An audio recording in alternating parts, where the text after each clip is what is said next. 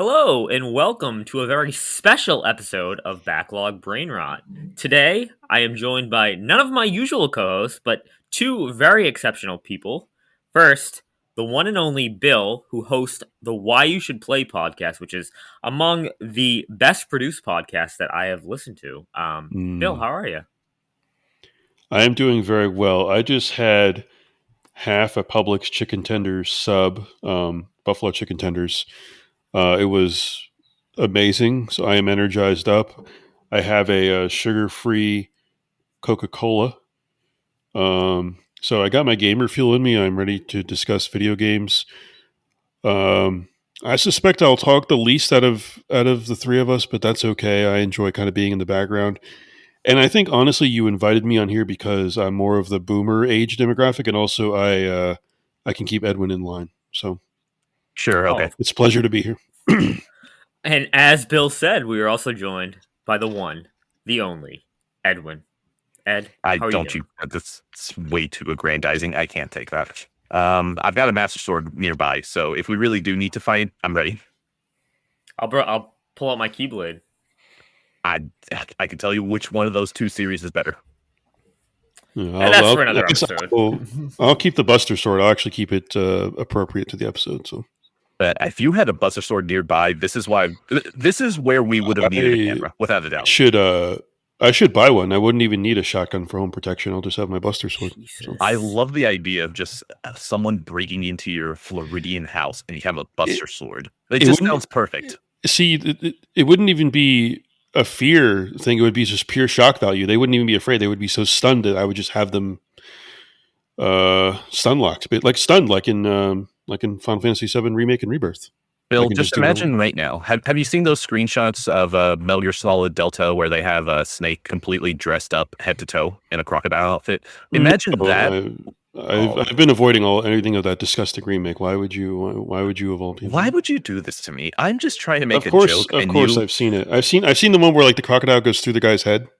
Yes, yes. What's magical Yeah. is that I like to imagine that you're wearing a suit like that and holding a buster sword. If someone had the unfortunate, stupid idea of breaking into your home. I should do that. I get enough. Subs on Twitch. Maybe I'll do that on camera. Make it happen. derailed Make enough. it happen, people. Make it Make happen. it happen. Okay. All right. Well, like I said, this is a very special episode. We're gonna do a little long talk episode on Final Fantasy VII Remake. Yes, a game that came out 5 years ago, Please but stop. it is such a special game that we decided we want to talk about it because we will be doing a Rebirth episode as well. So before we begin, I do want to just go over what is our history with the original Final Fantasy VII. We're going to start with Bill. Bill, what's your history with the original Final Fantasy VII? My original history with it, as with like most Final Fantasies and more broadly JRPGs, was I was introduced to it by my younger brother, who I think I've mentioned him numerous times in various episodes. Um, he was kind of like my gateway. Like I would discover JRPGs and Japanese games through him.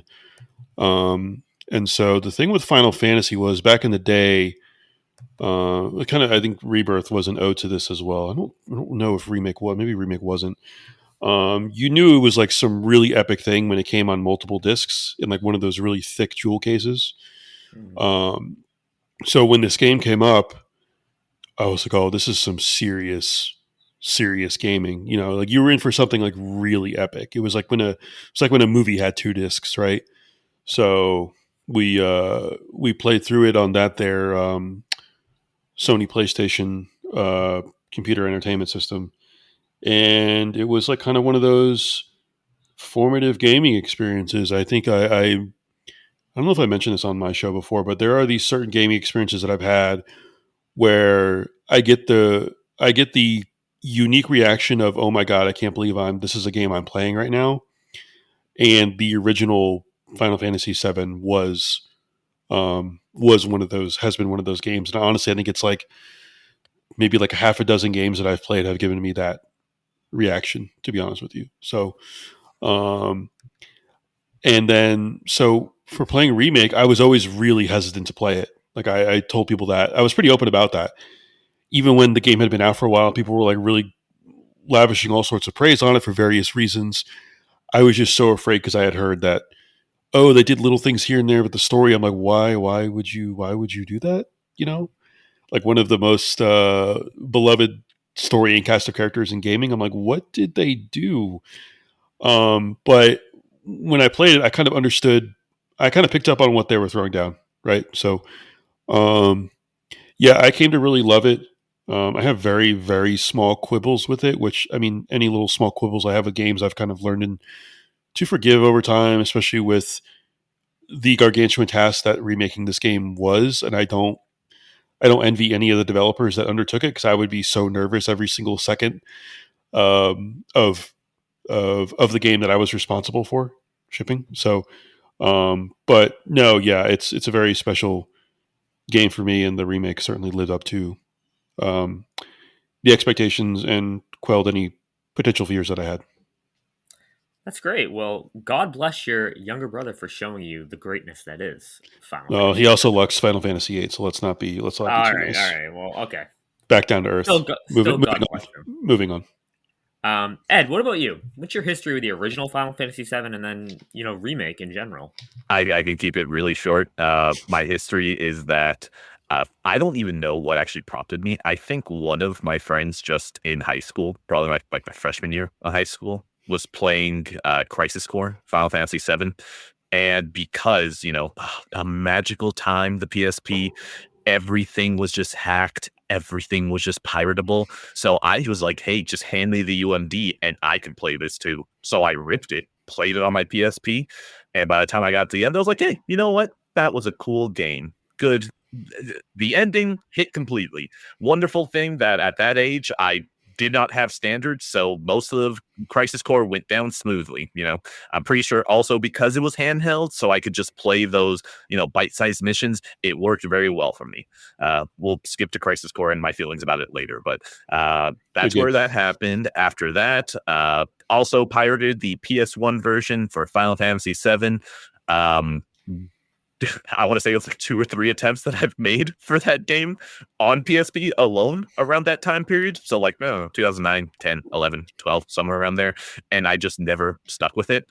I would say that my history with Remake is just, I know the long history that Final Fantasy VII has. I know the importance of it that it has in the industry. I know that intro is sick. So just with Remake, I was like, you know what? I'm curious. I'll pay attention to it. Something about the live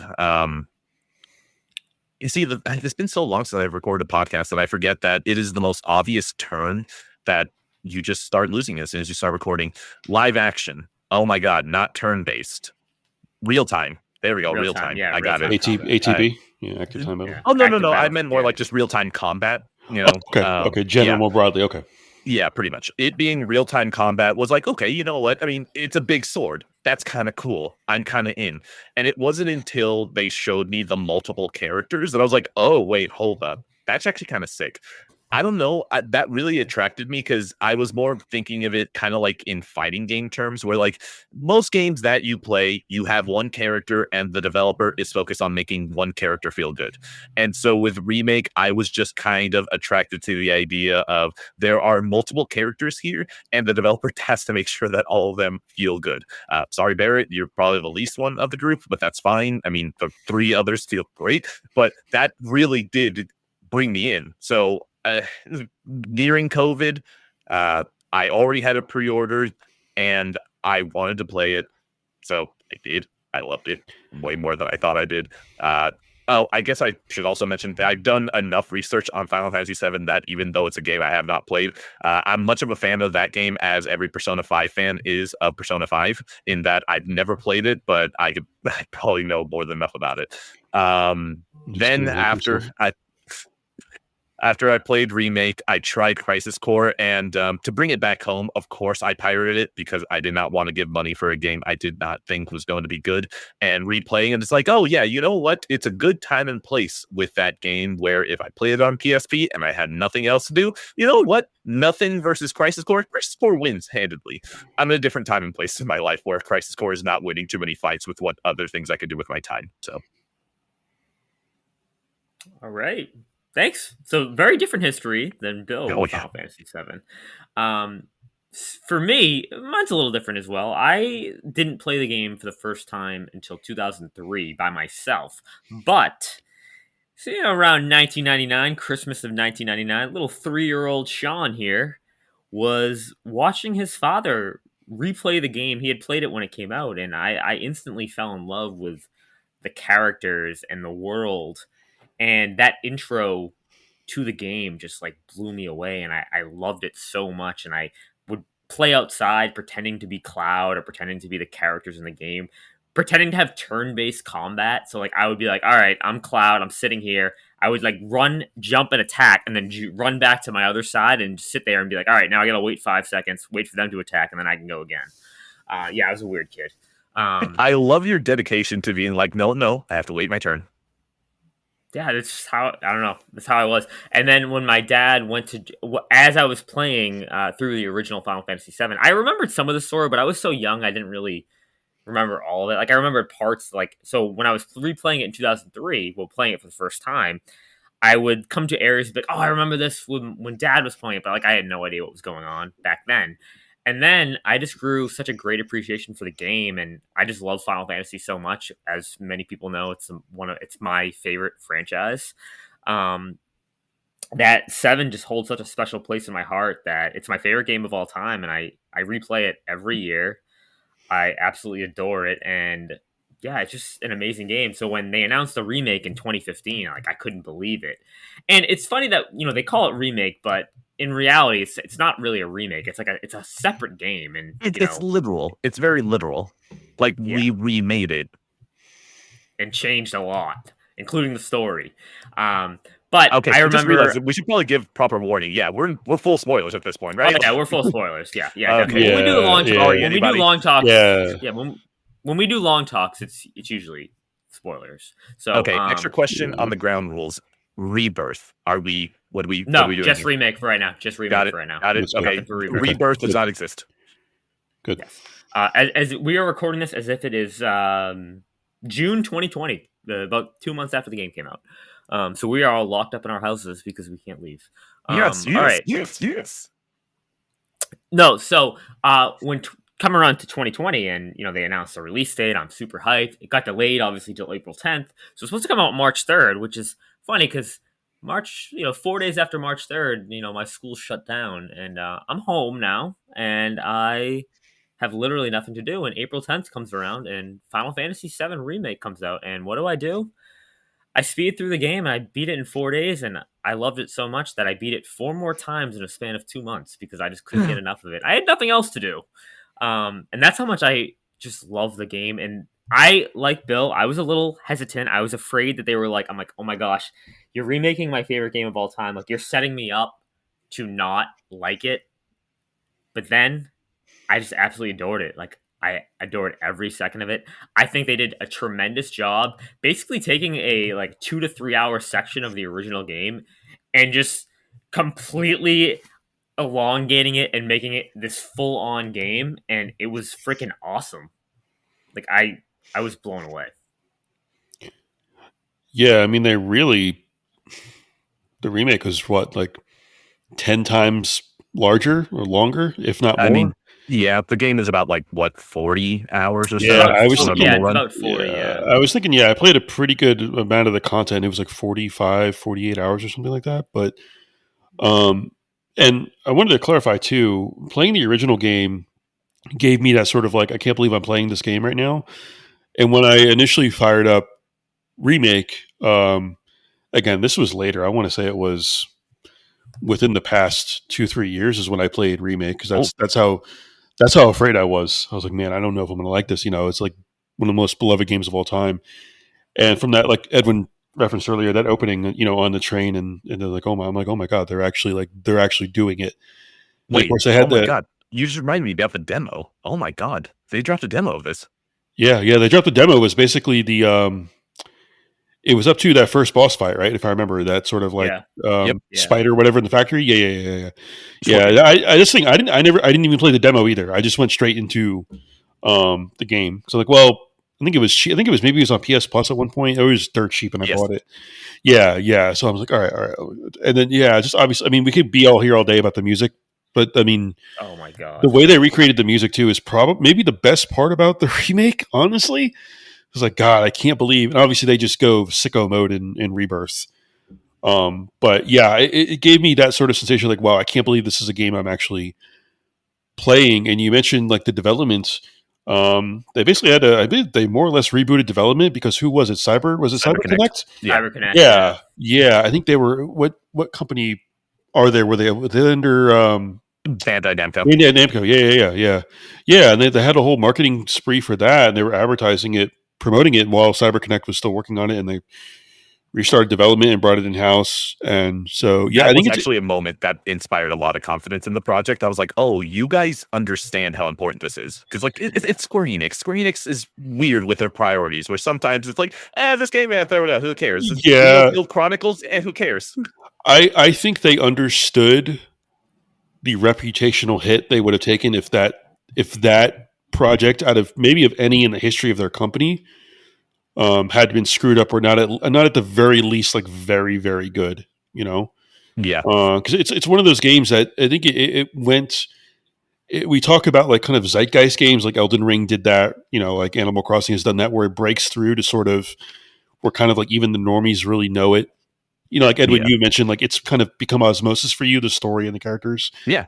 Without I mean, so, I did the research too, but yes, like, yeah, okay, we're in spoiler territory. We can yeah, spoil the first yeah, game. Aerith dying is the Darth Vader spoiler of video yeah, games. yeah, and it's like they understood that they could not screw that up. And yeah, you had mentioned that is a confidence boost. Like, okay, we're going to do this in house. We are going to be our own shepherds of not only this flagship property, but the flagship game of our flagship property.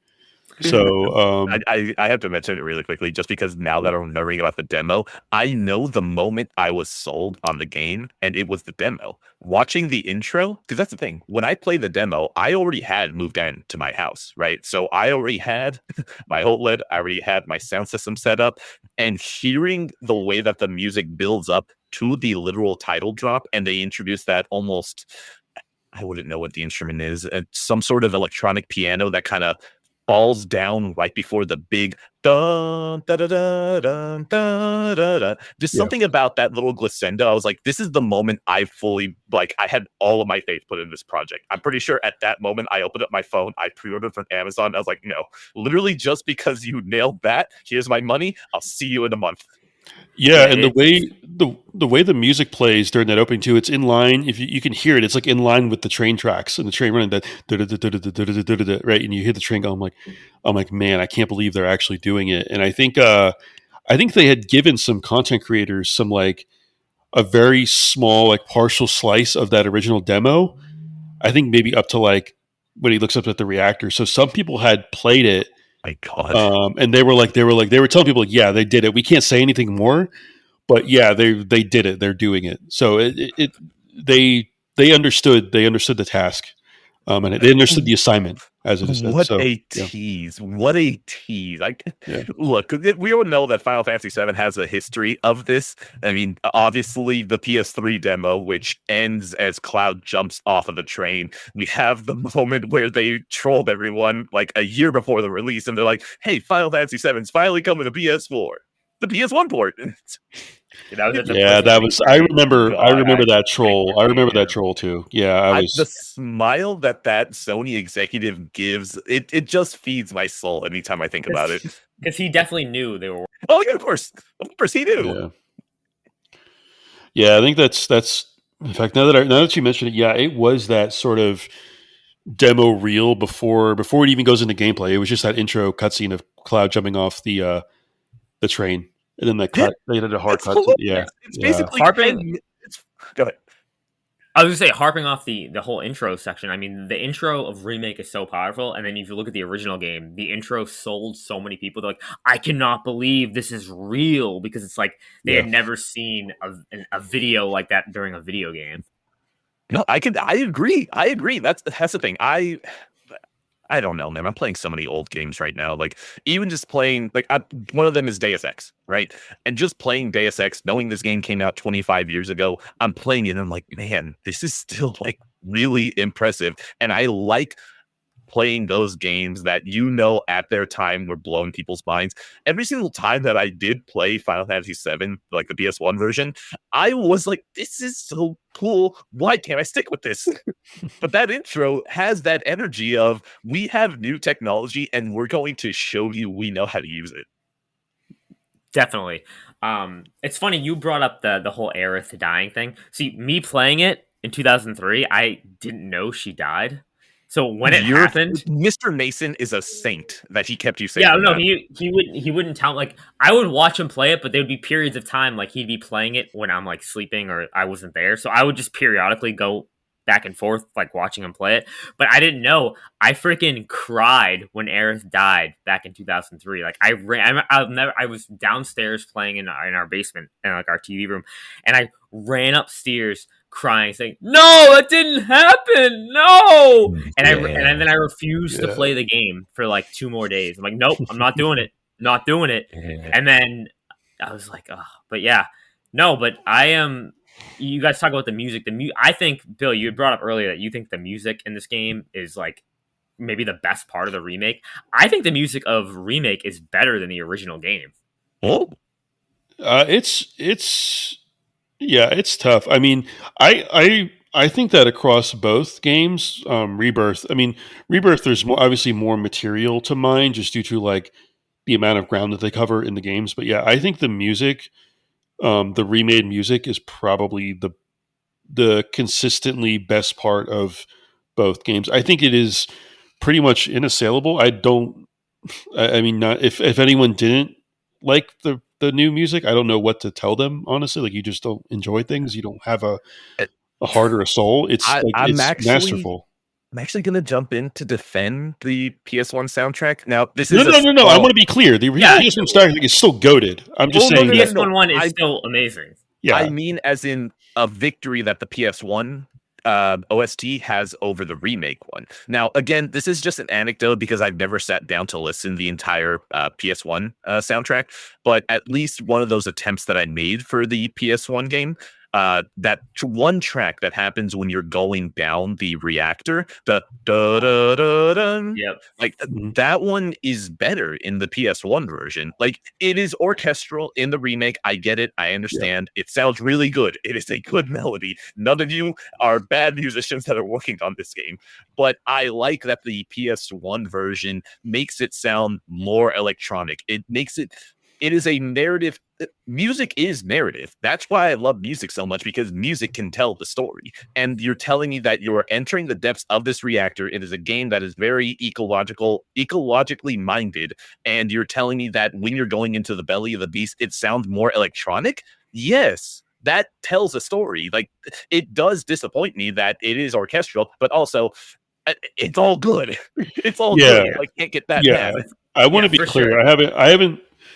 I've never, I've never thought of either one as superior to the other because they are, like Edwin said, they are different. One of them, I would think I would agree that the original soundtrack is probably more atmospheric. Like Edwin mentioned, there's more of like there's more like of an electronic feel, but the remake soundtrack is certainly more sweeping and orchestral. That's So like I mean that it undeniable, just right? as an anecdote again. Like I don't mean the entire soundtrack. I've just had at least one instance where I Yeah, went, no, this is actually worse. But again, I I don't want to take this as one sample and say, oh, well, the PS1 one obviously has, yeah, the yeah. PS1 one still is good. I just mean I've never gone to go and check one for one that, I oh, I well, the haven't PS1's either. better.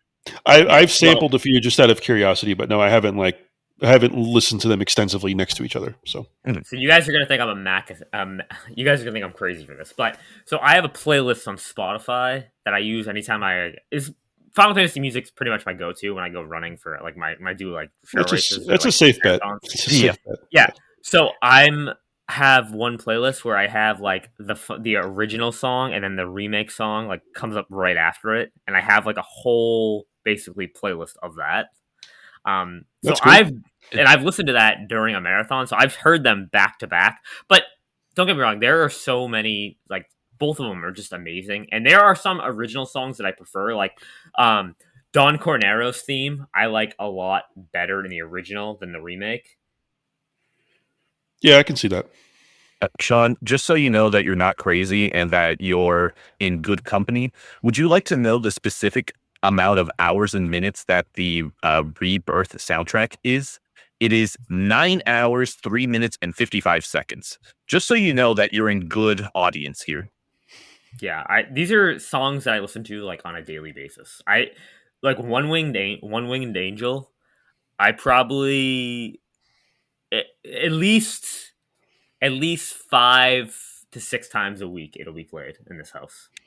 Sean, just because I feel like you're the person who could answer this, the VR missions, is it the same tracks across Remake and Rebirth? Because now, of course, when you're recording, everything leaves your mind. Is it the same tracks across both? Yeah, it is. Yeah. Okay, They're the cool. same All right. Yeah, tracks. those Yeah. songs are going to haunt me for the rest of my life, and I Oh, love them. trust me.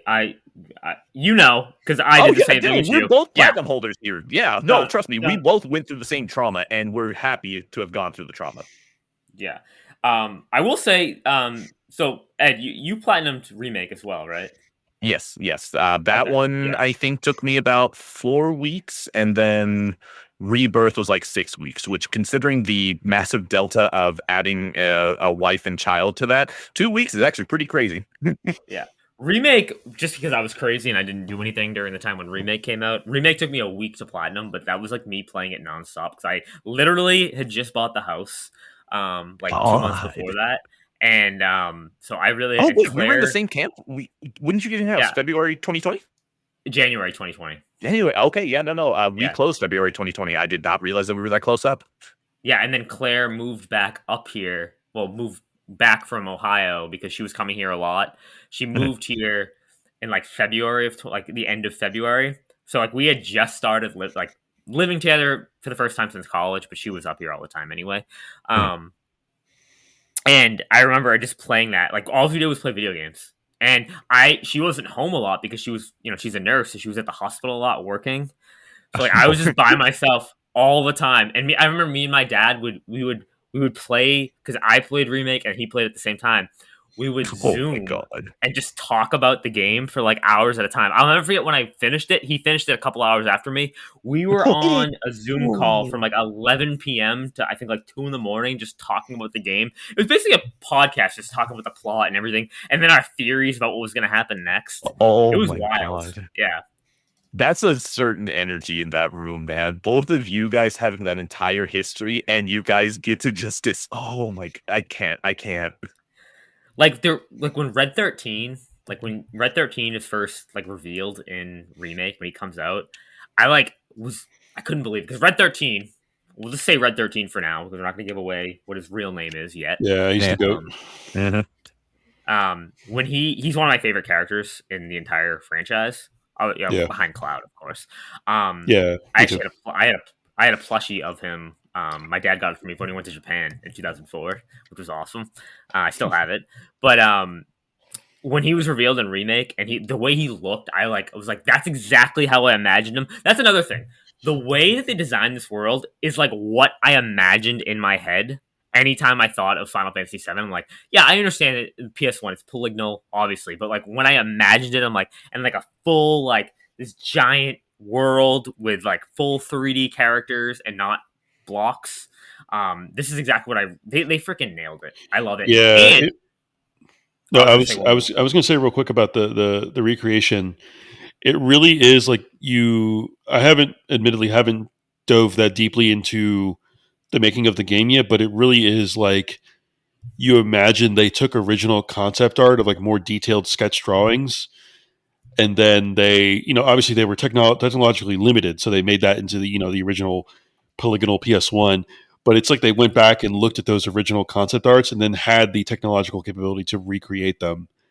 as So they also it's originally imagined them as well. So All funny right, you so say there's, that. I'm ready to crucify Normura at any time, but like literally just performative. I hope the audio comes through, like, of me moving around. I'm literally on one knee right now. Normura, there's many reasons we'd crucify you. Your artwork is never one of them. no, Oh, definitely not. it's insane. But it's funny you bring up the artwork thing. So I have from this came out in 1999. My dad got it. It is an original art book of Final Ooh. Fantasy VII, and if you Ooh, look at it, the concept art for a lot of the characters and the full drawings they definitely based remake off of it. They that's definitely did. cool. Yeah, Yeah, that's awesome. it Yeah, was. I They gave suspected they the did because it's like you said, it's so perfect. It's like how you imagined it, right? Like you mentioned. You don't Um, remake the game, you remake the memory of the game, and they nailed that. yeah, which is insane. I love just the expansion on so many of the characters too. Like in the original game, like Jesse, Biggs, and Wedge have like combined like 2 or 3 lines in the entire game, whereas in remake they have like full on, like they're drawn out. They make you care about the characters so much. Like, oh, it's awesome. Like I love getting to meet like Jesse's family and like going on that whole like quest to the top side. Like that was like, It's so it, good. Like, it's basically yeah, just giving you that extra little hint of, yes, we're playing with all the weirdos. Like, Barrett is not a normal person. Cloud is not a normal person. Tifa is not a normal person. And to have Jessie there with her dad suffering from Mako poisoning, it's just, again, I understand that Final Fantasy VII exists. So, of course, people have the context, but it's just a really good way to ground that, like, hey, yeah, Shinra is bad. Taking Mako is bad. It is making people sick. It is taking normal people like this, and it's making them worse like this. It is getting in the way of Jesse's dreams of acting. Like, it's it's very simple. It is very simple, but it's just little grounding agents like that it makes it feel less video gamey. Like, yes, I don't want to make it sound insulting, but it is one of those things of, we're going to take this a little more seriously. But again, I'm not trying to smack down the PS1 game for that. Like, that's not something that was on the mind at that time. So yeah, and it makes Jesse's death more meaningful and impactful as well. When I think in the original game she had like what 3, 4 lines, yeah, basically it's like a like nothing. 3 or 4 lines. Yeah, Yeah, yeah, and this one it is more impactful, even though her actual death scene is like the dialogue is a little bit you still owe stilted. me pizza. Yeah, yeah, you still need pizza. I'm like, oh, okay. That delivery is so bad, but also I kind of love it. Yeah, yeah. It's it's Cloud. very Nomura. It's God very bless Nomura. Cloud. Right. Oh yeah, no. Yeah, who am I Yeah. going to eat ice cream with? Yeah, I wonder who Yes. wrote these lines. yeah, and Love that line. they part of them expanding upon her is like turning Cloud's love triangle. It's like a love square, a love rectangle, into almost like this sort of high school anime rom com of sorts. It's just like kind of Yeah. it's Yeah. oddly charming in a way, and it adds a bit of levity because, like you said, this is it's not as fantasy in Final Fantasy. It's more like kind of sci-fi dystopia, which is cool.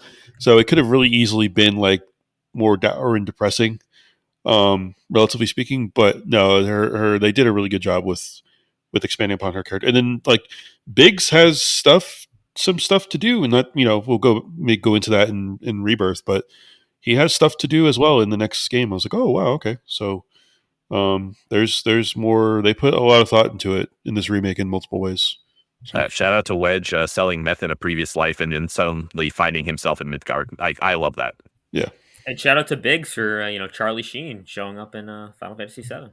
Oh yeah, absolutely. Yeah, I was like, Yeah. oh, that's Yeah, Charlie Sheen. That's amazing. so inspired by him. Down to the Um, voice too. Yeah, I was like, that's yes. Yeah. yeah, It's funny that we mentioned like the that quest with Jesse is the right before that we have the motorcycle part where you're riding on the motorcycle. yeah. That was the last doing one of the I forget what the exact trophy was, but it was like one of the more difficult ones. But my screenshot of Really? getting the platinum is Jesse like with her thumbs up,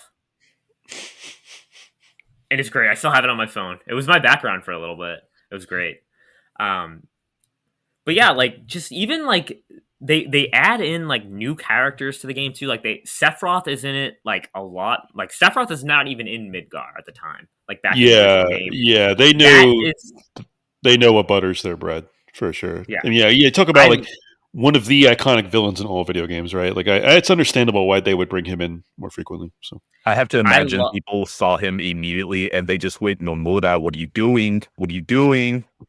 Oh, I'm sure they thought about that at the end of the game too, with the three bad bosses before Sephiroth. oh I boy. mean, it depends on what camp you fall. It's either Nomura, what are you doing? Or in my case, Nomura, what are you doing? Like, excited though. Oh, I was super hyped. I I was losing my mind when Zach popped up. Again, whatever spoilers, but Oh yeah, I yeah. know We'll we get already into gave a that. warning. I'm trying to restrain myself because yeah, Yeah, I know. rebirth is going to be. Oh man, yeah, That's the thing. If we're talking about pops, I don't know if I had a larger pop than that. yeah.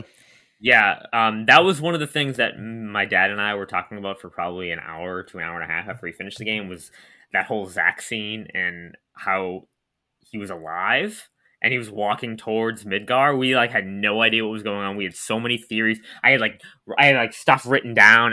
Like I dissected the cutscene. I was going back and forth trying to like pause it and like look for certain things. It was just wild. Like the amount of like changes to this game that are not like they're so they have such a significant meaning, but there's like it's not like a huge change. It's just I love the way they did it. And like when Sephiroth first shows up right after you blow up the reactor and you're just walking through the town and you see him, hey Cloud, come over here. And he says it with that like evil voice of his. I'm just like, oh my gosh, I just want to kill you. By the way, Biker Boy is the name of the trophy. I did look it up. Yes. Okay. I couldn't remember what it was called, but yeah, that was my last trophy I got. That one was a pain. All right, I'm shocked. That one was fine. I mean, I think my final trophy was hard mode, which, oh boy, That was so much. that's. I think the I think remake hard mode is so much easier than the rebirth one. oh, obviously, but still, it wasn't a cakewalk. That's true. I mean, I It's screwed funny. myself over because Barrett had no materia, so I was dragging his ass the entire fight, and I was like, well, I'm not restarting. That's funny. Do you guys have a specific like chapter or side quest that you really like that you like really stands out to you as like your favorite? God, I don't think there are any good side quests in this game, are there? I mean, I think there are some good side quests. I don't know. I feel like that's why Rebirth goes so hard in side quests because Remake kind of just had the fact that you have Cloud kind of admitting during one of the early side quests, this sucks. It just felt like, Finding the cats. modern Yeah. AAA gaming, we gotta have a side quest. When honestly, these all probably could have been left on the cutting room floor. And they're fine, whatever. I did them all because I had this game gave me so much credit where I just went, you know what, Kane? I will do this for you. I would skip this in most cases, but for you, I like you so much. Let's see what we're doing here. All right, I really like the whole area of Wall Market. So like I dug any quest that let us explore Wall Market. That's another thing I want to say. How big Wall Market is compared to the original game. The original game it's like two screens, and this is like Yeah, a that's full on city. And I love the music of Wall Market. Oh my god, I hum that all the time to the point where it's a when bop. when I returned to school in September 2020, like actually returned the class, my students were like, "What are you humming?" Because I would just hum it all the time, and like, dun, dun, dun, dun, dun, dun, dun. Oh my god, they got so aggravated with me. Yeah, considering that chapter 9 is the chapter that you have to replay the most for the platinum, as soon as you said Wall Market theme, it immediately just popped in my head. I'm just like, I love it. I don't have good feelings about that song most of the time. I like it, but also it just makes me think, oh, cool. For some reason, I made the wrong choice in the dialogue, and now I have to go through that fucking tunnel again over and Oh, over yeah. and over again. Oh, move the crane, move the crane. You see, the funny thing is that anyone who complains about the crane, my brain goes, oh, did you platinum it? And if they say no, I go, why are you complaining? You didn't do it 5 billion times like I did. Why are you complaining? It's so funny. You didn't like Ed. You didn't like the burning thighs side quest. The burning. I don't. That's like Look, the one when you're doing the squats. Yeah, the thing is that again, I'm trying not to bring up Rebirth, but it's really hard because now Rebirth has just supplant. I still love Remake, I still do, but it just feels like anything that I had a problem with Remake, Rebirth comes in and goes, "Don't worry, I solved it," and every single time it did. And every single time I went, yeah, Rebirth, you did it. Good job. Yeah, Yeah. none of the side quests. I don't remember any of them being especially aggravating or annoying. They were all just kind of like there. Yeah. It's kind of like, hey, we expanded these spaces, so therefore we need to like expand the offering of content. And again, we'll go into this in Rebirth, which feels like a response to Remake, especially with the side quest material. But nothing really special. I do agree with you though. I really liked Wall Market. That was probably one of my pleasant surprises, and how the upgraded technology and the capability really um, expanded that area a lot and made it more fully realized and atmospheric. And yeah, I just like when they kind of explore sketchier parts of an area. So God bless the queen that is Cloud and the honeybee in. God bless Cloud. Oh my yeah, gosh, I love that song. Welcome to the honeybee yeah, inn. I And play that it's song in my so head again. much. Yep, I play yeah, it so much. Oh my god, I love I, it. It's funny, we kind of brought it up about how the game kind of knows like that the original timeline is its like own thing, and they're yeah, trying to force things back to the way they're supposed to be, but like you're going against it. That at first, like that like blew me away, and I was so confused at first. Like I had no idea what was going on. But then the more it happens, the more I'm starting to understand, like, oh my gosh, they're trying to quote unquote fix what is supposed to happen. yeah. And that was like I think that was a brilliant idea. Yeah, when I mentioned earlier about when I picked up on what the game was throwing down, that's kind of what I was alluding to when I picked up on, okay, this is kind of a meta commentary on the actual development of remaking this game, right? So yeah. it's like, oh, there's always, you can just see this sort of tug of war inside the studio. Maybe it was a reference to the Cyber Connect days when, maybe they wanted to do some different things, or maybe they wanted to be more slavishly devoted to the original. Maybe Square Enix wanted to pull a little bit in one direction, but you can kind of see what they were doing. And I agree with you. Obviously, I love the game, so I really love that they took that approach.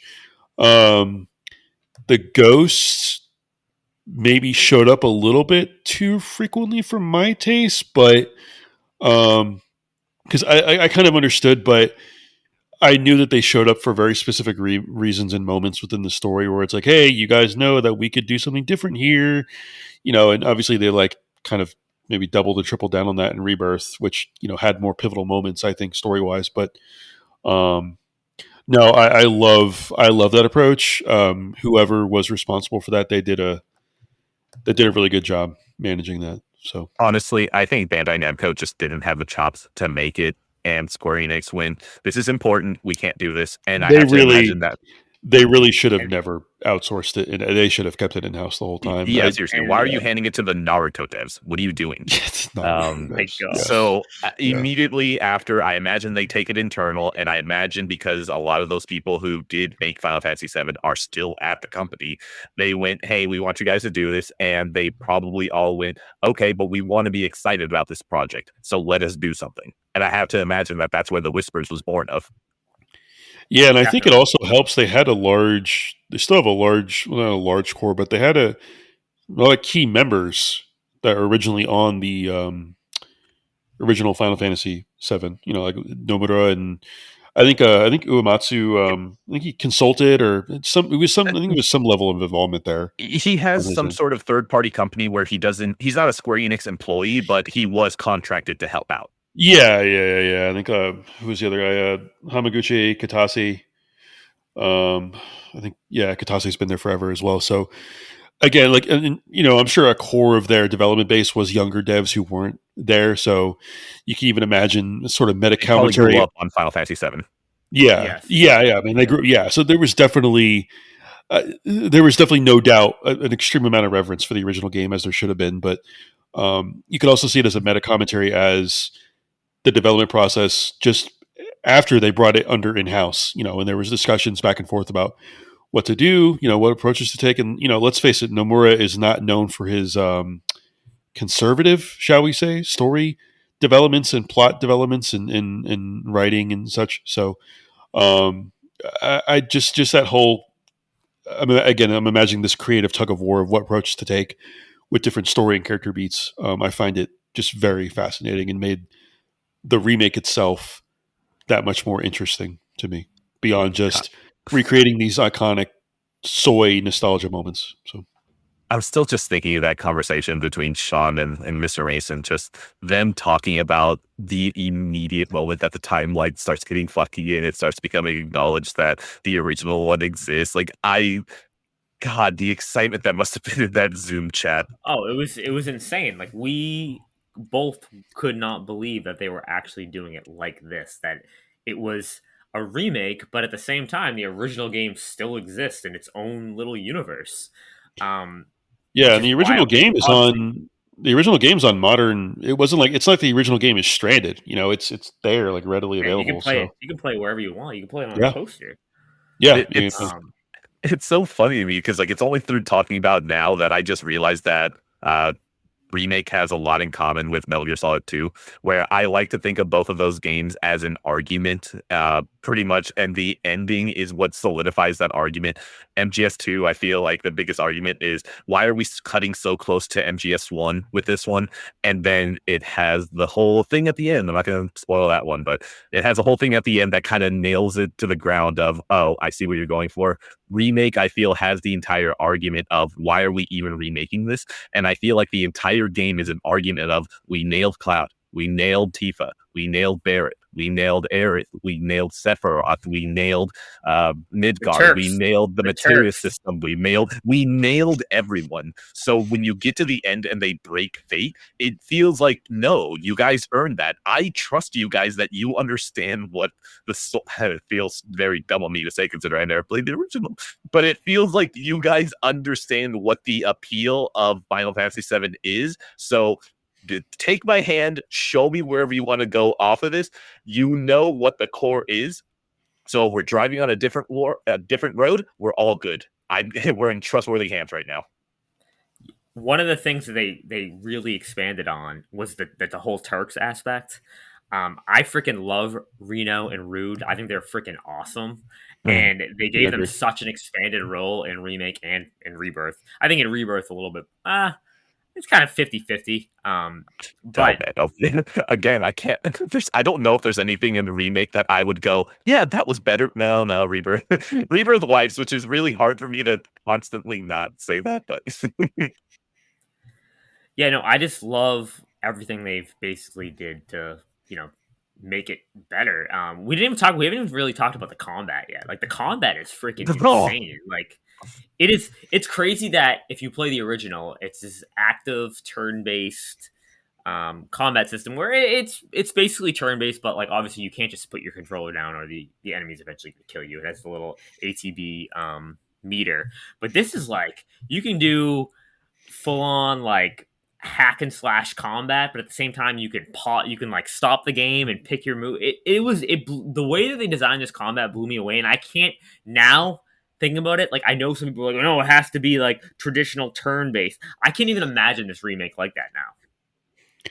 isn't there a Yeah, game mode that lets you do that?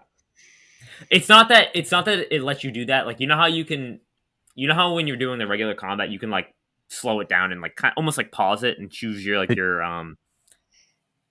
you know that part. yeah, no, no. The thing is that do I know that mode exists? Yes. Could I figure out for myself? Yes. Do I ever do it? Hell no. This combat is way too fun that I'm not going to waste 10 minutes with remake messing with combat that might be worse than just the standard combat. Which is it's funny that you have the setting that you can actually set that so like when they're in like the real time and it's not like paused, the computer's just controlling your characters, which I would never play it like that. Oh yeah, no, no, ew, no. no. Yeah, I don't. No, I'm not. I didn't play that way either. Yeah, I know. I always, especially like under the Square Enix umbrella, and maybe more broadly in Japanese games, it's like why don't more like why isn't this combat been ripped off more? You know, by really God, anyone. But then like you go in and you play it, and I'm just like reminiscing playing it. And I'm like, yeah, because it's like really really tough to I pull mean, off. If going nothing, back, just from a balancing perspective alone, right? Especially in Rebirth when you have what like double the number of of playable characters, roughly thereabouts. Um, Yeah.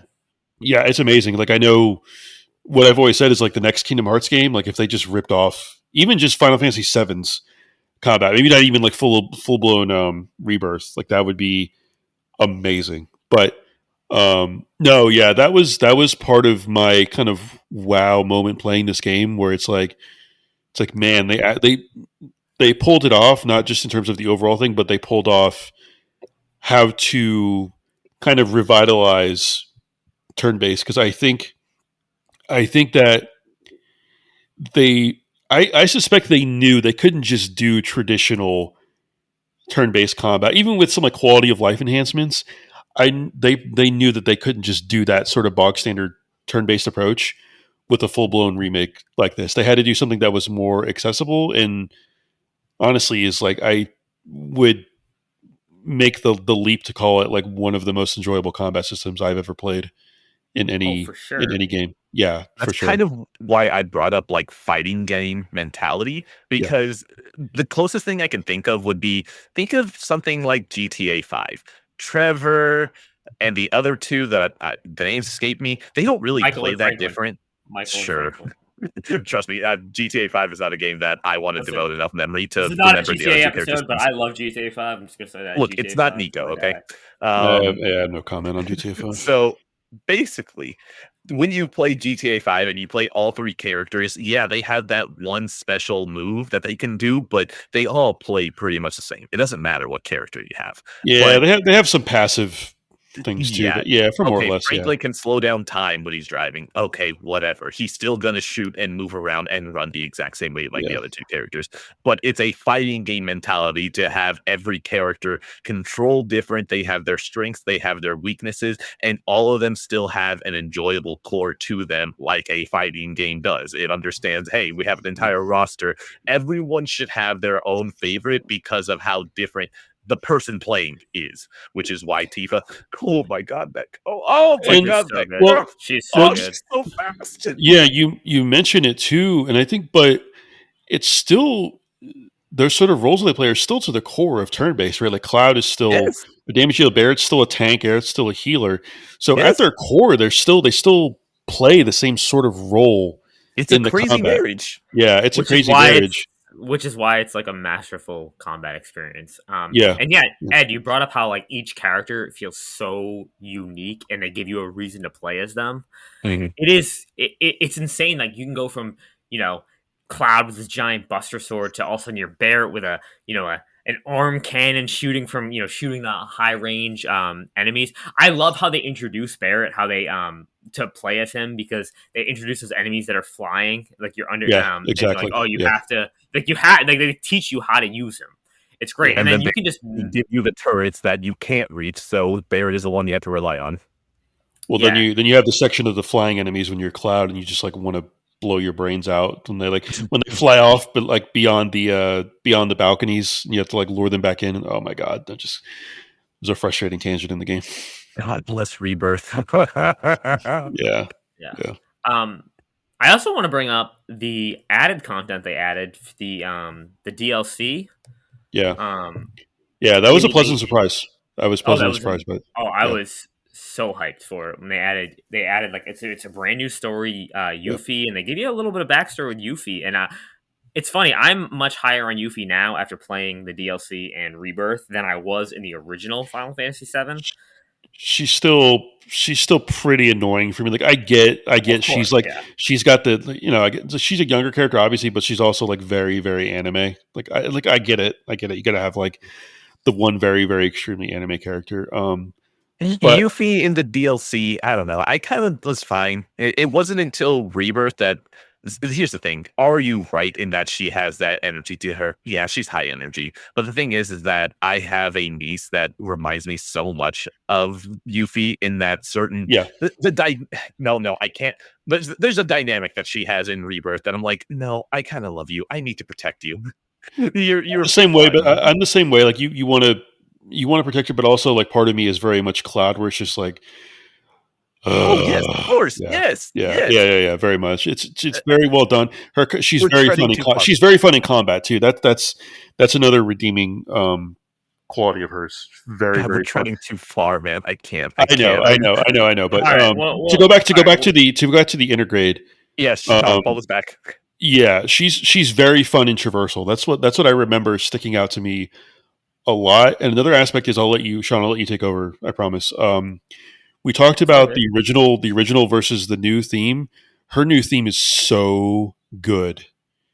I think it's called Descendant of Shinobi, I think is the name of the track. It's so good in like traditional, but also in the battle version, the battle theme as well. It's so good. The end of the DLC brings in like some, I think it's like Dirge of Cerberus Dirge of nonsense. Cerberus, yeah. Thank you, thank you. Yeah, I just kind of sighed to thank you, Nomura. Thank you. And that fight is okay, the fight is pretty annoying too, but no, it was well done. Emotional ending, like you kind of knew where what was it? Yeah, I forgot his name. What was his name? Sonnen. Yeah. I was like, okay, I know what's going to happen with you, like prequelitis kind of thing. Okay, this person can't be around, but it was still like pretty. It was very dark. Very emotional. Very emotional. I think what annoyed me about the DLC is that the entire game was all about team base for me. I like always be switching. Every single person that I've tried to coach through this game, always be switching. You should not be sitting on a character that has 2 ATB bars. That is a waste of time. Launch those things. So just having only Yuffie, this game is the combat is me spinning 3 plates at a time and making sure that none of them stop spinning. And if your ATD bar is full, that plate is stopped spinning. And just having only one plate wasn't doing it for me in that DLC. Yuffie, fun, better in Rebirth, like everything. But just her solo, it was missing something for me, which I'm glad that now that I have Rebirth, I understand exactly what was my problem with the DLC. I haven't gone back to the DLC. I went through my trophy list right now and I realized that I never did integrate, like just full the entire list. I have an excuse, but yeah, I don't know, man. I'm drowning as is. Intergrade is what is it, like 4 hours? Roughly? Yeah, it's about 4 hours. To long. do all the trophies, it's about 6 or 7. And Ed, it's funny. One thing I was going to mention, Ed. It's funny that you mentioned like the limited party thing, because like we're both playing Final Fantasy 13 right now, and we both had that same kind of groaning thing where when we're limited to like 1 or 2, like 2 people in the party. I'm like, oh man, this feels like we literally have an arm tied behind our back without the third person in our party for combat, right? So it's like, no, but here's the thing: I finally got to the point where I can build my own party, and yes, it's like, I saw that. Yeah, I'm so envious. Envious. Okay, we'll get off. We're getting off the tangent. Back to Sean to get us back on track. Anyways, Final Fantasy 13 is a lot like Final Fantasy 7. Oh, and God. it's a great game. You just did it now. Phenomenal game. I will enjoying you about Yes, Final Fantasy 13 on another episode. But the integrated DLC really made me care for Yuffie a lot more. It showed me that she has had like a lot of loss in her life, not just off screen, but also on screen.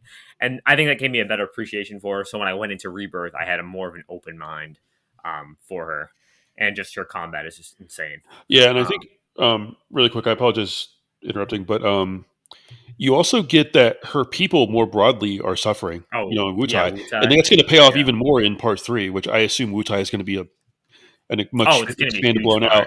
Yeah, not only that, because it's very limited and repetitive in Crisis Core, right? Like you're basically just running around these like labyrinthian temples, very, very repetitive. So I'm excited for that payoff with her and Wutai in part 3. So I love how hard it is to not talk about Rebirth in part 3. It's so difficult. Yeah. I'm so excited, man. That I have a reason to live.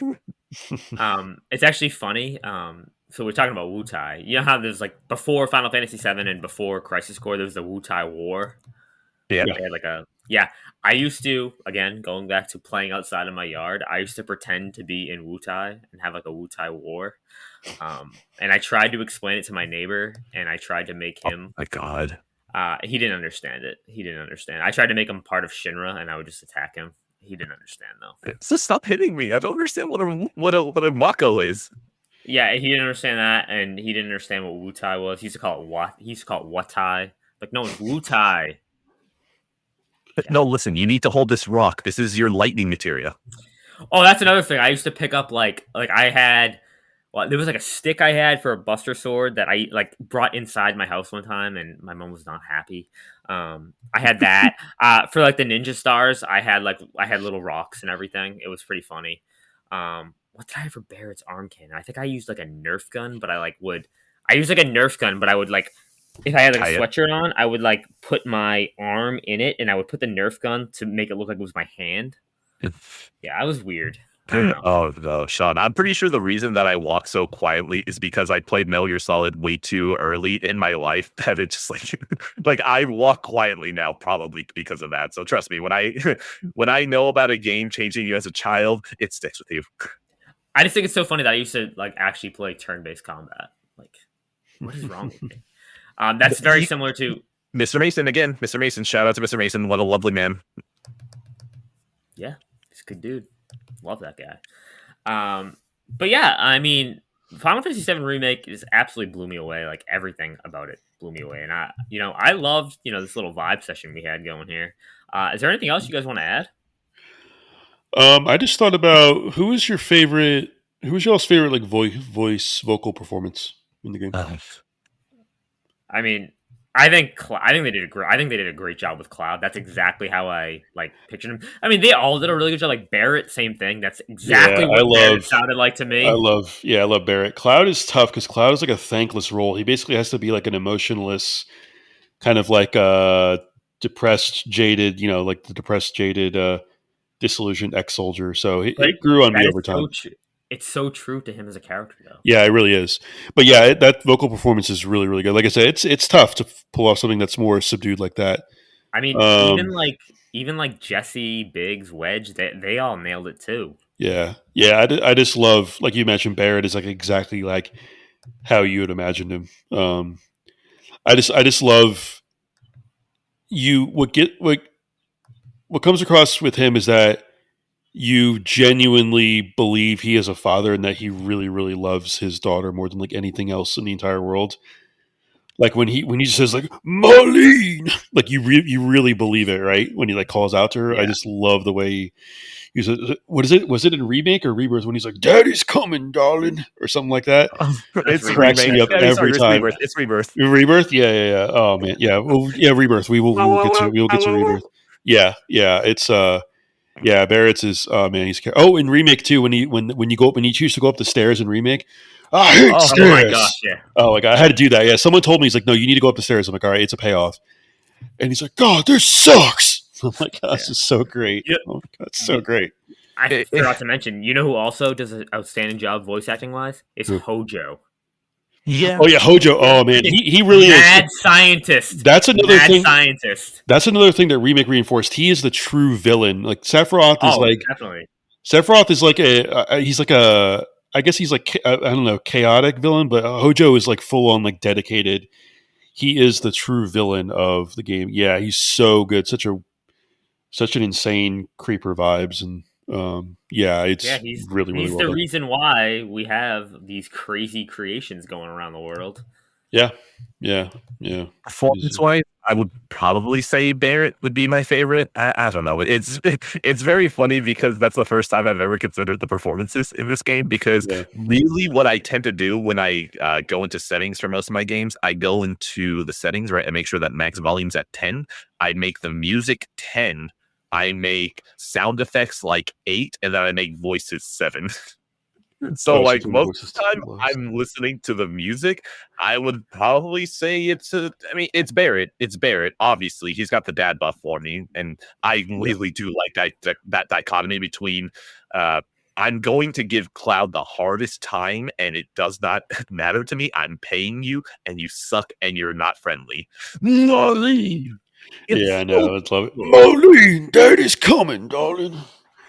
It's so And I great. would want to So say, great. Even him on the train, like him on the train, like talking like crap about you, Shinra. They're like Oh Barry, yeah, you yeah. gotta they're like Barry, you gotta stop. Everyone Yeah, else he here, has like he has no No, filter, he's no man. filter, awesome. no I love it. filter. He's threatening Yeah. Cloud every single time. You still Shinra's lapdog? I'll have to do what I have to then. Put I that love that down the dog. even beyond paying, like you assume they paid him like a decent sum of money, he still doesn't really. I think you get the impression that the only reason he's with them is because Tifa vouches for him. Like beyond just paying him, he still doesn't trust him. Yeah. Oh Um, yeah. but obviously, in further on in the game, there's a good arc between the two.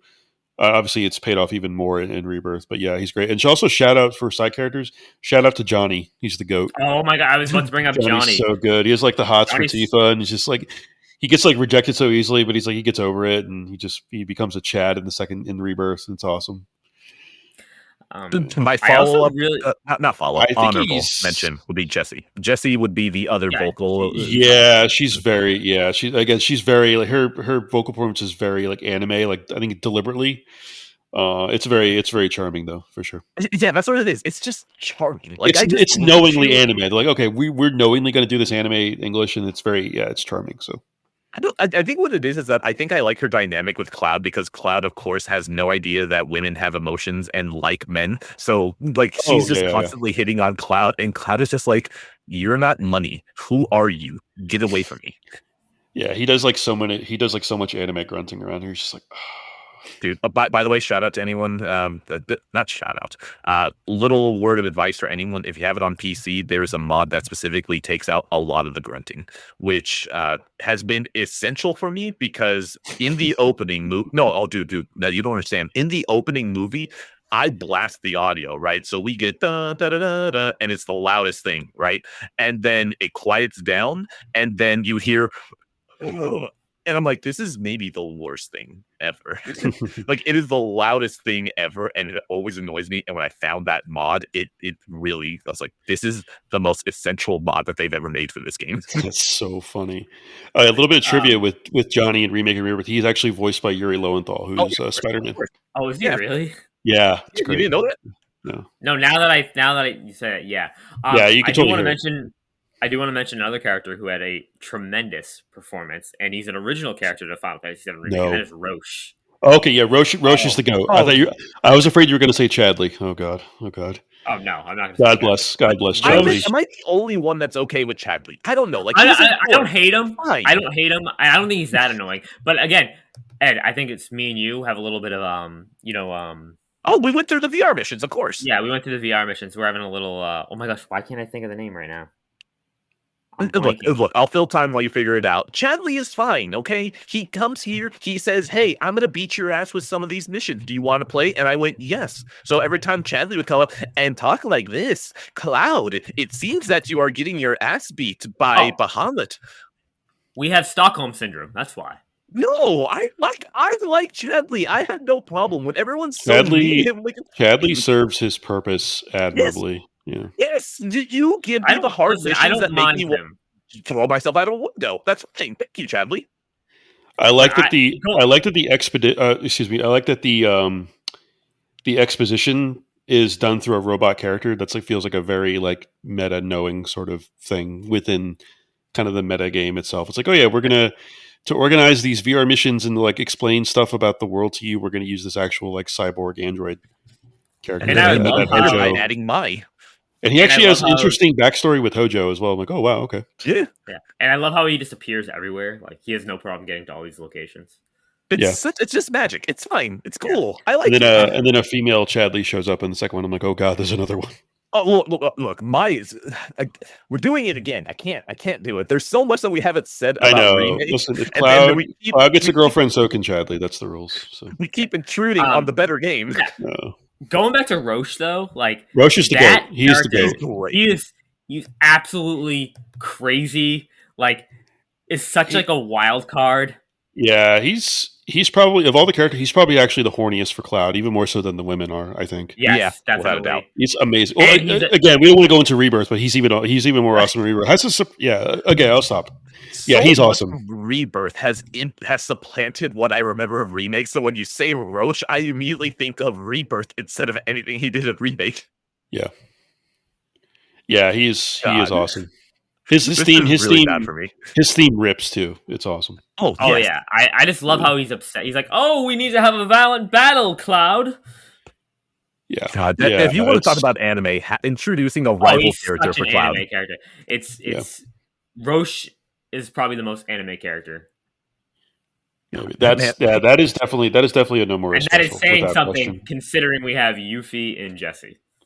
dude, Yeah, these boss fights though, that's the thing. I feel like that's what always sells this game for me. That even though I like all the characters, yes, the fact that I like them in gameplay always just means so much for me. Like I'm pretty sure if Tifa did not control as tightly as she did, I would not like Tifa as much. But the fact that she is a powerhouse, this girl is a relentless monster of damage. I'm like, no, you're the GOAT. You're the best. Thank you, Tifa. Thank you. You just brought up boss fights. My favorite boss fight in the game, the Hell House. I yeah. freaking love I Oh, yes. I could not. Speaking of like moments where I can't believe this is a real game, I could not believe. I surprisingly didn't have a lot spoiled in the game as long as it took me to play it. I could not believe. So I saw pictures of Hell House, and I'm like, oh, that's cool. He's like going to be in the game. I had no idea it was like a full fledged boss fight in the game. So I I love was the like mechanic complete. of you Go have to ahead. use certain material. You have to use certain materia against it Yeah, to actually damage it. yeah, I No, on hard mode, yeah. it's important. In normal, I'll, you can you're I'll fine. say yeah. I'll say my piece really quickly, but I could not believe that was a full fledged boss. I cannot believe Hell House is also a boss fight in this game. And I'll kick it over to you guys by saying that my understanding on hard mode, that's like a notoriously difficult fight. Is that right? it Sean, is. you want to take it or do I? Go ahead. Yeah, I'll let you guys take it's it away. much more difficult. Like if you don't have the right materia, you are screwed. Like Yeah. you go in with the wrong materia, it's like an automatic loss. No, not even that. No. You're not explaining it right because oh my god, Hell House is hilarious because I am not a person that was using materia magic. Like I just don't. Like I'm all about making sure that I can do as much combat and materia, healing, etc., right? But like lightning, blizzard, I don't really use it that much, right? So it's very funny that Hell House, let's say Hell House is like a 10-minute fight, right? Minute 7, when he's around at really low health, he'll jump up into the air and just do a 360 around the stadium. And what you have to do is that you need to choose the right materia as his weakness, and it will bring him down. And if you do not, it is an instant kill. And what Yeah. would be funny is that it took me way too many fights before I realized, oh, elemental. And then the first time I did the elemental, I equipped, I think it was fire, Aroga, blizzard, whatever. I equipped 3 of them, and he equips the 4th one that I don't have a weakness for. And it was, I was pissed, but also I was like, this is magical. You can't That is even the be moment. angry. Yeah, you And can't even be Exactly. angry. You just have to the say 2K announcers and next. So, the It's, announcers during the fight too. They're like, oh, "The they go crazy. Hell House!" yeah. Yeah, because again, they Oh, knew it's a meta thing. Like they knew like people were going to be like I was. I was like absolutely swung. Like I cannot believe they actually did Hell House and remake. This is ridiculous. And they actually made like a viable boss fight. It's oh my god, it was wonderful. I mean, Sucks even in your again, party. Yeah, me yeah. to me not having the history of Final Fantasy VII, it's a sentient house in Yes, 4K. This is fucking awesome. yeah, yeah. But it's also like And it's it's also a very like JRPG. It's like something you would see in like Earthbound, right, or some absurd yeah. And thing. Very it's funny JRPG. Earthbound is not the norm. That's they make it this giant big boss here, Yeah, whereas in the original Final Fantasy VII, it was just a regular random encounter. yeah, yeah, yeah. But again, like it's a knowing thing, right? With the developers, like they knew that it was true. It was brilliant in that it's good fan service, but it's also like I said, it's also like an actual viable, legitimate boss fight. So it was look, amazing. Hell House is flirting. Okay, Hell House is flirting. Harassment is for some reason whenever you play Metal Gear Solid: The Twin Snakes, and everyone reads their lines like they know. Oh, this is a line that they love. So then they push way too hard into it. It really does kind of. Again, you're remaking the memory of it, and the fact that I guess so many of you guys remembered Hell House in the original, they remade the memory. Yeah, yeah, they really did. It's like they asked the developers like, okay, what do you what any of the fights in the game, what do you want to turn into a boss fight? And I have no doubt that Hell House was a popular candidate just I would within the not be team. shocked if there was a survey with that team where they went, "Hey, what are the beats that you remember specifically?" Yeah, yeah, Well, it's memorable. there's an article out there. I can link it to you guys if you guys want it. That they Yeah. talk about the original Final Fantasy VII development, and the Hell House was originally planned to be an actual boss, and they didn't have time to make it into a full fledged boss. That's Oh, With that's awesome. sick. That's awesome. So it's yeah, like with more delayed intriguing. Yeah, gratitude. yeah. What were I have another boss. Was there any other bosses that you guys wanted to shout out? I wouldn't I be mean, able to talk about anything until we got to Sephiroth because, like, yeah, I was gonna Sephiroth say again. the I was Sephiroth gonna fight at the end say is pretty ridiculous. also shout out to the God, I forgot his name. Oh my God, I feel like an idiot. He has the hound. Oh, Oh, Lucas. Rufus. Yeah, Rufus. Yeah, Rufus. Yeah, that fight was awesome. Yeah, Again, Rebirth. again, Damn it. well, Rebirth is basically like an enhanced version of that fight. It's still pretty much the same core fight. I was so I was so curious how they were going to approach that fight, assuming it was again. I didn't know like what bosses were in the game or not. Remake. I'm like, how are they going to approach the Rufus fight? And they did it like it was so cool. I was like, man, this is awesome. It's more of like a traditional, kind of like more of a traditional live third person action game combat with parrying and such. So man, it was so cool. And to see it expanded upon in Rebirth was with some added wrinkles as there should have been. It was awesome. So that was another boss I wanted to shout out. Sean, it's a good thing that this is a episode that you're hosting because I just know already that if I listened back to this episode, I would have just titled it Rebirth better. Oh my gosh. I mean, I also like the Reno and Rude fight when you're on top of Shinra, like you're in the Shinra building on top on the roof. It's like right near the Isn't that end. right before That's right Rufus or before right Rufus. after? Yeah, Yeah. Because it's he shows right. up in the Yeah, helicopter. Yeah, yeah. that Shows was up in the good helicopter. too. Like Yeah, that was such. First of all, the cinematic opening to that, where they just come in the helicopter and Rude has his glasses. Oh, I freaking love it. oh Ugh. yeah, that's that. His glasses, I think, have their own personality, their own character for sure. Yeah. I love that Um. this prissy, like just rich, trust fund boy has a shotgun and a dog, and he's going to dog walk you as well in that fight. Yeah, It's wonderful stuff. yeah, Yeah, because he's acting like the whole time like he is like people doing his work for him, when in reality he's like, I can kick your butt. Oh, I can whip ass too. Watch. Yeah. yeah. Some of the VR mission bosses, the giant chocobo, the fat chocobo, that was freaking hilarious.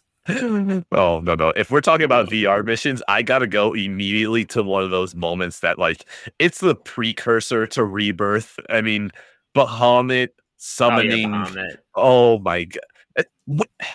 One of my favorite things to say about this game is that a summon summons a summon. That Summon. Yep. sentence Summon, made summon, sense. summons.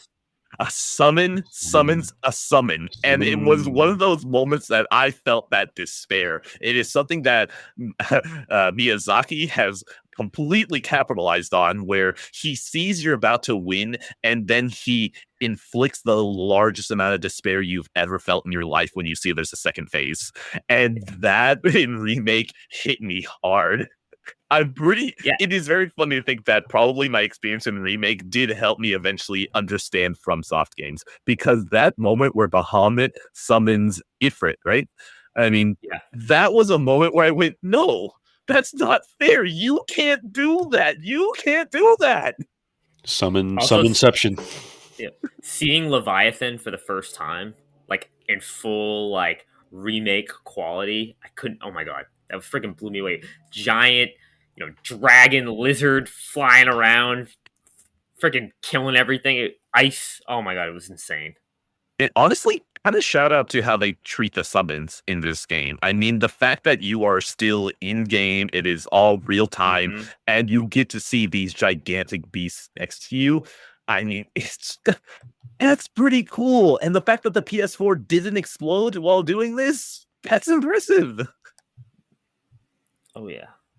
Love God, it. return to Unreal 4, man. We don't need Unreal 5 anymore. Just roll it back. Bring it back. God, I'm going. I'm not going to be in a healthy mind space if they say that Remake Part 3 is going to be Unreal 5. I'm not going to. That's going to be a bad day for me. I don't think they will. That wouldn't surprise me. Just stop answering Unrelated. Tim's emails, okay? Tim Epic does not need to answer your emails. Just keep using the old version, honey. It's okay. All right. But yeah, I mean, the Sephiroth boss at the end is pretty freaking amazing. I mean, you have the one-winged angel playing, you have a one-on-one fight, Cloud versus Sephiroth. God, it is another thing again that I feel like me screwing myself over by not having any materia on Barrett is probably what made that fight for me. I mean, yeah, normal mode, yes, it's epic, sure. But I mean, the hard mode is what really stuck with me and just needing to carry Barrett the entire time. And again, I really wasn't leveling up a whole bunch of materia. So there are some materia that whenever my team would swap, I would make sure that a different character had the best version of that materia. So I was really hobbled most of that fight because there were some times where I think like Cloud wasn't. No, Cloud is always in the team, but I think Aerith had specific materia on her that was really important for the whole team. And when she got pulled out, I went, oh my God, I don't know how I'm going to survive this. So I made hard mode already harder for myself. And I think that's what really, it really solidified the love for me that I had in Remake, which is funny because I did the exact same thing in Rebirth and I loved it even more when I screwed myself up even worse. But again, that's the common theme with me and I got to stop repeating myself. All right. Well, I think that's gonna do it for today's episode. We spewed for about an hour and 20 on the goodness that is Final Fantasy VII Remake. Now, Audience, 40 minutes of that was specifically Remake. we will be having a future episode on Final Fantasy VII Rebirth, so you can look forward to that. But I do want to thank my two amazing friends here for joining me. So, Bill, I want to say thank you so much. You host Why You Should Play. I think that is a great podcast. So everyone should go and listen to that. Oh, thank you very much. It's always a pleasure to spend time with you, whether it's podcasting or just yapping. So when you reached out about doing this, I was extra excited to gush about this game. And yeah, I'm excited for assuming the three of us will be back. I think the Straw will be joining us for Rebirth. Yep. I think Straw's Um, going to join us for Rebirth. Yeah. awesome. Yeah, I'm sure he loves the game just as much. Well, I don't know if anyone loves the game as much as you and Edwin, but hopefully he loves it just at least as much as I do. So yeah, it's been great, and you and I we have some plans and some schemes afoot that we're going to keep close to the vest, but we're excited about. So Yeah. Shout out to Barry Fresh. Just got to say that real quick. oh yeah, go ahead.